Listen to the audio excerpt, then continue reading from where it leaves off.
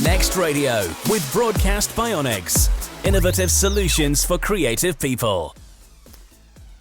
Good morning. I'm going to talk to you about binaural sound. I'll start by explaining a little bit about who I am, because you might not all know me. I'm an audio innovator. I'm very old and therefore have many years' experience working in the industry. Amongst things I've innovated are the HD sound stream for BBC Radio 3. I did an experiment from Wimbledon a few years ago, some of you may remember it, where the audience could adjust how loud the commentary was relative to everything else. It was famously known as the grunt controller. The ideas behind that are now being incorporated into the next generation of television standards. And I figured out how to deliver BBC concerts such as the Proms in surround sound online without increasing the production cost or compromising the stereo signal that most people are still enjoying. So what is binaural sound?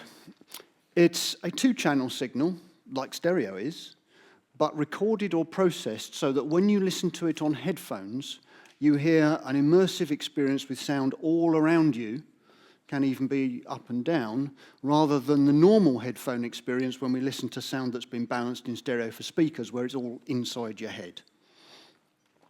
It's not a new idea. It started a very long time ago, and I'm not talking about Lou Reed's 1978 Street Hassle album. That's quite modern in binaural terms.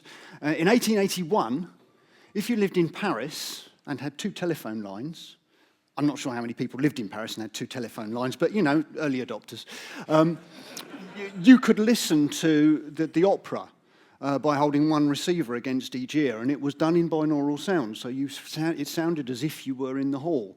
I'm not sure how well it would have worked. So how's binaural created? Traditionally, by sticking microphones in your ears. So these look like earbuds, but there's two jack plugs on the end. One's the earbuds and the other one's the microphones. So if you stick those in your ears and make a recording, and then play it back, because you've recorded what your left ear is hearing and played it into your left ear and what your right ear hears and played it into your right ear, you should hear exactly what you heard when you were at the event, the thing you recorded. Very simple, really. If you're recording a long concert or something, it might get a bit tedious, so the alternative is to stick them in his ears. This particular one works for BBC Research Department, doesn't mind standing around all day. There is a more refined approach you can take.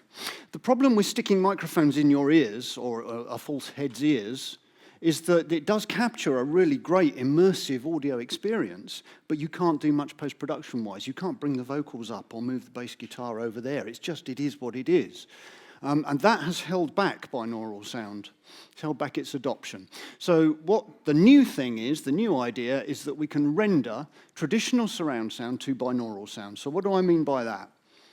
Well, this is a plan view looking down on top of somebody listening to a perfectly set out 5.1 surround sound system, which I'm sure we've all got, with all the speakers in the right place. Now, when you listen to something from the left front speaker, the sound arrives at your left ear before it gets to your right ear, because it's had to go further, and the sound for your right ear has had to go round or through your head.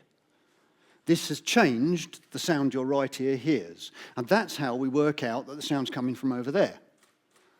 So if you create content using traditional tools in surround sound and then render it, that is to say, you take the signal you would have fed to that left front speaker and you process it into two channels, one representing what your left ear would have heard from that speaker, and one from your right, and you add all the speakers together, you get binaural. But instead of representing what you would have heard at the venue, it represents what you would hear if you were in that room listening to that surround sound system. There are some limitations still. One of them is that different people have different heads. So my head is a different shape and size from Matt Deegan's, and probably a different density, and he's got more hair than me. So you would have to render the sound differently for Matt than me in order for it to work perfectly, which is a bit of a nuisance. And the other problem is head tracking. So if you're listening to a concert and you turn your head, the band don't all swing round with you. Well, not unless you've had some really good drugs. But when I listen to a concert and I turn my head, the band stay in the same place. Now, it is possible to measure the movements of your head and change the rendering so that the band stay in the same place. And when you do that, you get an absolutely, totally convincing, realistic representation of being at the concert. But you do have to do as Simon Tuff is doing here, wear some virtual reality stuff. Or do you? Your mobile phone has enough processing power to render surround sound into binaural audio if you've got a decent mobile phone, and it's got motion sensors. So all you've got to do is stick your mobile phone on top of your head, and the problem's solved. So I don't know why everybody's not doing it, really. So people are doing it. The BBC provided Under Milk Wood, a drama that was recorded in surround sound, and the web browser that you could use to listen to it online would play it in surround sound or render it to binaural. And the whole rendering was done entirely in the browser. So there is now, we're getting to the point where a mobile device could take a surround sound stream and render it to binaural for you, which I think is quite stunning. Rob DeBank did a show on Radio 1. He did it the old-fashioned way with microphones in his ears, but it's a good listen. You can catch that on SoundCloud. But it's not just the BBC. Lots and lots of other people are doing it. Have a look at France Radio's Nouveau Son website, where they've got some amazing clips which you can listen to in surround sound or stereo or binaural, and you just click which one you want. There's some really great audio there. So why don't you give it a go? You just need to create some content in surround sound using whatever your favorite editing tool is, and then you need a VST plugin that will render it to binaural for you. Some of them are free, some of them cost many, many hundreds of pounds. I use this one from the Noisemakers. It's about €80. It doesn't do height, but it'll take anything from mono to 7.2 surround sound and render it to binaural, and it's good fun. So why not give it a go and maybe try it with the increasing number of people listening online using headphones. It might give them a far better experience than that horrible everything's inside your head stereo thing.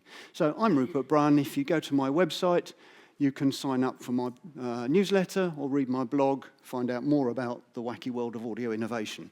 Thank you very much indeed.